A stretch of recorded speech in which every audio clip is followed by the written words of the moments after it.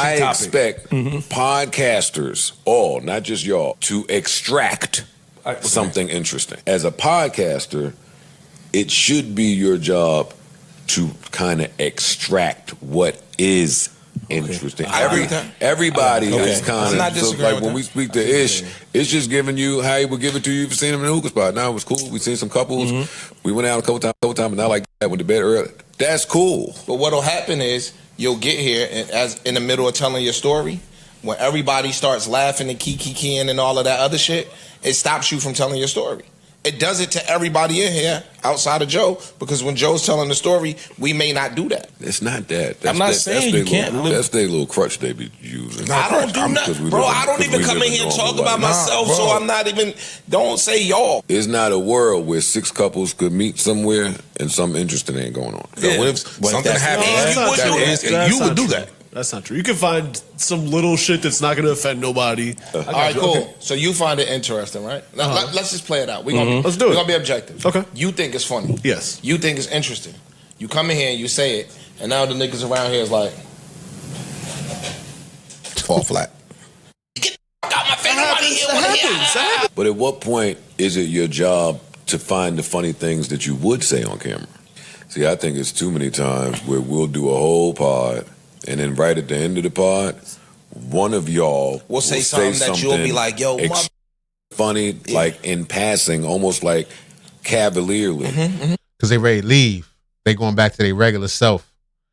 That's what I think is the problem sometimes. People can't be their complete self on here because there are some rules. There are some rules in content creation because you have to be this absolute person online.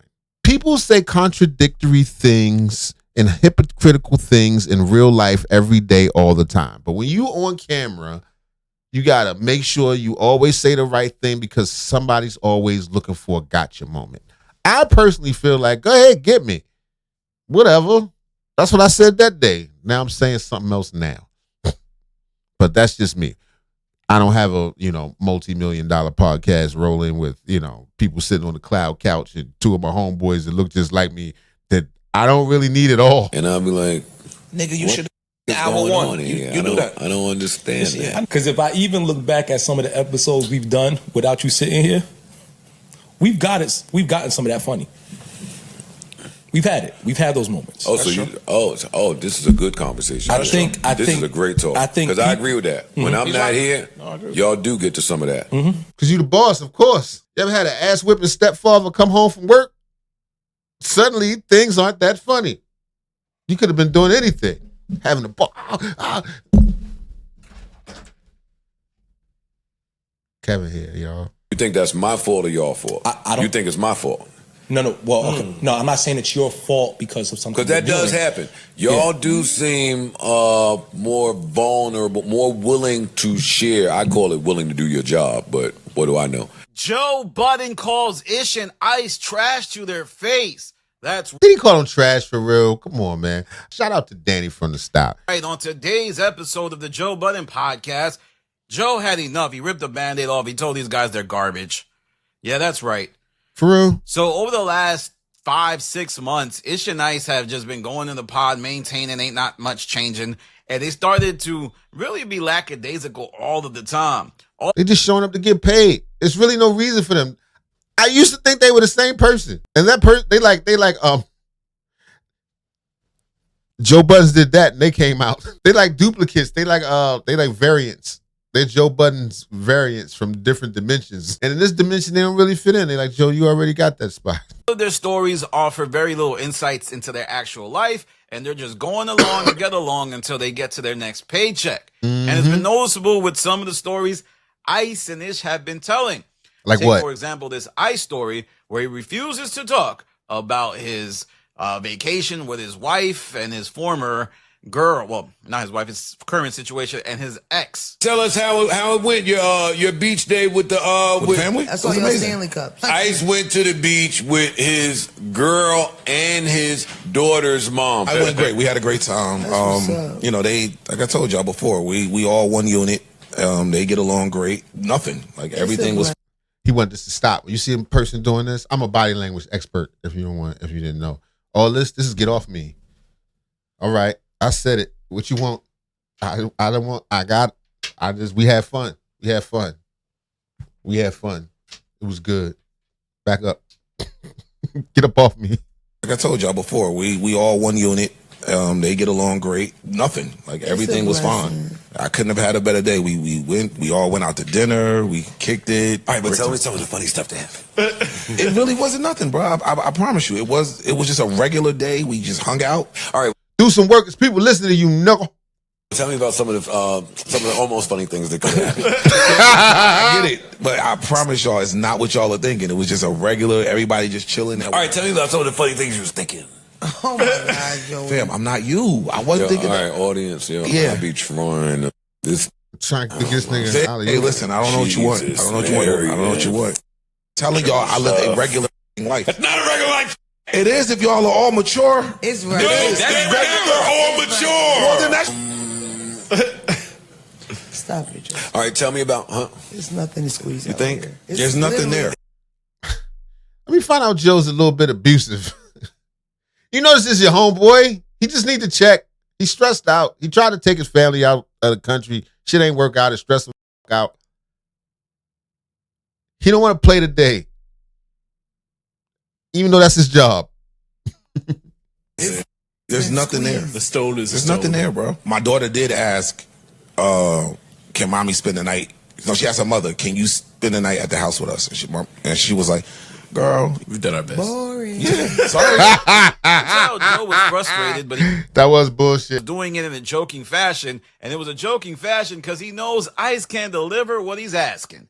So there, you see a clear-cut example of Joe at his wit's end, knowing that he's fighting a battle with two dudes who do not give a damn about podcasting. They're your friends though, right? Why are they here? They're your peoples, right?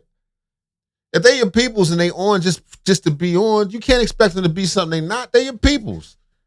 They're your laughing section, nigga. I don't know.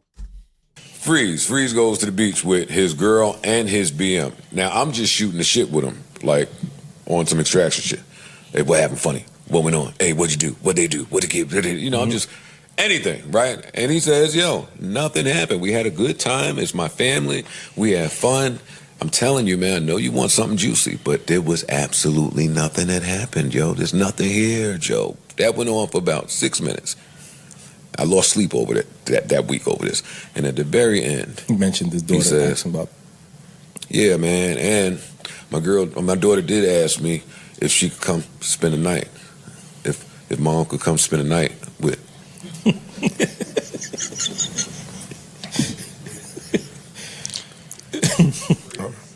So at what point do we say, yo, there is an art to some of this stuff and we just got to be better equipped at what that is? Because if that's recognizing it. me, I'm going to go make a whole scenario You'd have did off 25 that one minutes off it. punchline. Because there's nothing messy about it, but there is a way to turn that into something. That's the funny that we looking for in that story. Sounds familiar, doesn't it? Well, during this Trying to teach them how to podcast better, live and now. episode, around the 30-minute mark, Joe Budden says, yo, it's our job to take stories that sound uninteresting and boring to the next level. We are podcasters. And I think what he's really trying to say is, Ish and Ice, y'all been here for 5 years, bro. And y'all not just any 5 years. You've probably podcasted as much as anybody in the industry. And y'all still relying on just being yourselves. You haven't developed any storytelling skills. You don't know how to do segues. Everybody who comes along got to do all of that. You would think after 5 years of being around me, you would know what to do, but that hasn't been the case. Now, things would go a little bit left. Is this a slow firing? We didn't have to do it live. It's a weird thing to use as content. If these are his homeboys, I'm not sure how deep their relationship goes. But if this they peoples, it's like, did you talk to them about this behind the scenes first? Because if you did, then okay, fair game. But if not, it's kind of crusty. Let's say that. When Imani said, yo, when you not here, Joe, we able to get these conversations out of everybody like Ish and Ice. So Joe kind of snaps off and says, is that my problem? Is that your problem? Now, that is a very interesting thing to examine because when Joe's not there, the pod does seem happier. Like, they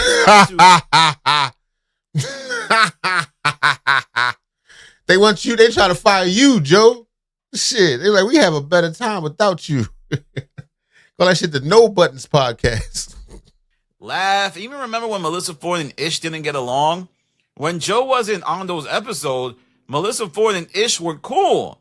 And I think Joe is having a tough time coming to the grips with the fact that the narratives that he plants causes the podcast members to disengage because they don't even feel like they themselves, so they don't want to engage in podcast talk where they're not on the winning side of these narratives. Another key point of this was Parks. Parks was in the mix trying to say, what Ish and Ice should be doing, trying to give them advice.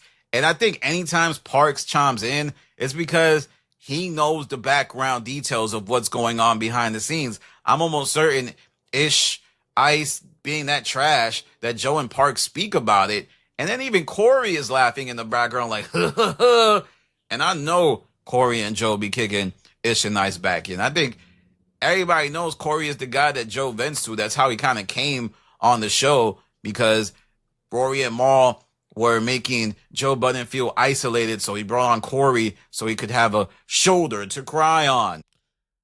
See, now, so Danny, you trying to say that Joe feels isolated? That's why he's doing this? I don't know. I think he just feels like they're not being productive. I'm paying you. I need some zip. Give me some zing, fellas. We'll have to see if Joe makes any changes because I think the problem ever since Rory and Maul left is that when Joe Budden got everything under his control, he got the money and the business, he no longer has to profit share. There's no motivation to engage in firing people. Like, on Netflix, like at Netflix and Enron, these big companies, of course, Enron ended terribly, but Netflix is one of the gold standards of running a company. They fire their lowest performing people all the time. Like, if you're not performing to the quality that they expect you to, just go ahead and get you out of here. And see, that's a cold-blooded thing. That's a corporation, though. A corporation will do that. They just look, whoever's last, you fired. That will pull productivity out of people, though. If you know that if you're last, you're fired, straight up, we always cut the bottom 1%, just so you know. No bullshitting around here. That's amazing. That is a financial whoop. That's a little spanking. If you're performing like Fire average, on they that still ass. might get you out of here. With the Joe Budden Podcast, they don't really get people out of here. You can just kind of show up. It's like a city job. These guys are working sanitation. They're not going to get rid of them, and it's because he's definitely They just showed up to get a check. He's like, yo, I ain't got to do shit on my job. They literally doing what people think podcasting is. I just show up, talk shit with my homeboys and shit. If I don't feel like saying nothing, I just kind of chill. I'm surprised them niggas don't nod out. afraid of the podcast rollout that any of these guys will do if they fall out with Joe. I think the one who might kind of be concerning Joe is Ice. Ice looks very sensitive, but I don't know what'll happen because it's a recurring theme. Everybody on the pod is outside of Mark, he's digressed, but he's still better than the rest. And Flip is definitely digressed. He's not all that. But Ice and Ish are just bare minimum garbage, dookie water. The type of black jelly bean you see in the bag. You're like, oh man, all they got is black jelly beans. Don't shit on the black jelly bean. That's the type of vibes I get from them. And shout out to everybody who makes excuses for them. Every time I do a video about Ice, there's like 2-3 people just to like the really go along and get along to. It's like, oh, what do you want Ice to do? What do you want Ice to do? I mean, Joe Budden said he lost sleep over how bad Ice was potting. He said that. Damn. He did say that. He's like, where's my business going? Who do I have up here? Bring me up there. I scream at you, Joe. You want to hear people tell a bunch of ridiculous stories? Get me up here. It's not something I make up. He was like, yo, I asked him about his beach story, and then he didn't want to say the beach story. Ice looked like he didn't want to talk about it. Ice looked upset. Ish complained about, yo, when I start talking, all y'all do is laugh at me. Take it, roll with it, nigga. Pause. See what goes on moving forward. But let me know what you think in the comments. This was like, like the Rehab, when these movies where they confront you, like, you do this, this, and that, and They gave him an intervention. They gave him a comedy podcast intervention. That's what y'all be trying to give me in the comments, but it's not going to work. Anyway, if you like that video and you want to see some other dope videos, check out this one. We worked hard on it for you.